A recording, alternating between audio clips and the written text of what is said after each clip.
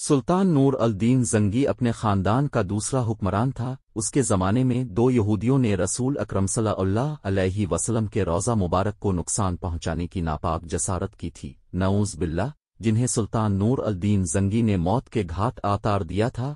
کہتے ہیں کہ ایک دن سلطان نور الدین زنگی چوگان کھیل رہا تھا کہ اس وقت ایک سپاہی اس کے پاس آیا اور کہنے لگا کہ حضور محترم قاضی صاحب نے آپ کو ایک مقدمے کے سلسلے میں اسی وقت عدالت میں طلب کیا ہے۔ سلطان یہ سن کر کھیل چھوڑ کر فوراً اس سپاہی کے ساتھ قاضی صاحب کی عدالت میں جا پہنچا تو قاضی صاحب نے ایک شخص کی طرف اشارہ کر کے کہا کہ اس شخص نے اب کے خلاف ایک مقدمہ دائر کیا ہے، اس کا کہنا ہے کہ اس کی زمین پر اپنے ناجائز قبضہ کر لیا ہے، اب کا اس سلسلے میں کیا جواب ہے؟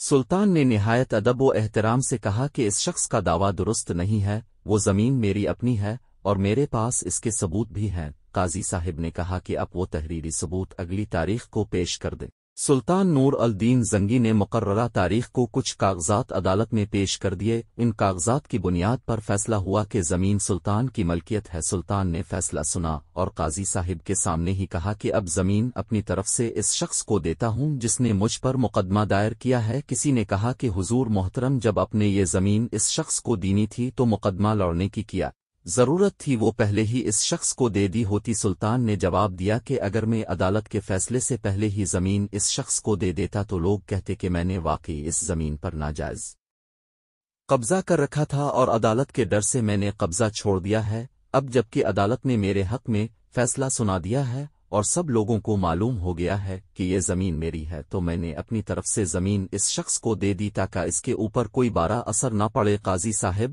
اور عدالت میں جتنے بھی لوگ تھے سلطان کے عدل دیکھ کر حیران ہو گئے۔ واہ، کیسے حکمران تھے کہ وہ لوگ انصاف اور عدل کو اپنا فرض سمجھتے تھے، مگر آج کے زمانے میں پاکستان کے طاقتور لوگوں پر جب ایسا وقت آتا ہے تو وہ قانون کی پیروی نہیں کرتے بلکہ جرم کرنے کے باوجود اپنے آپ کو بے قصور ثابت کروا لیتے ہیں اور قانون کا مذاق الفاظی ہیں۔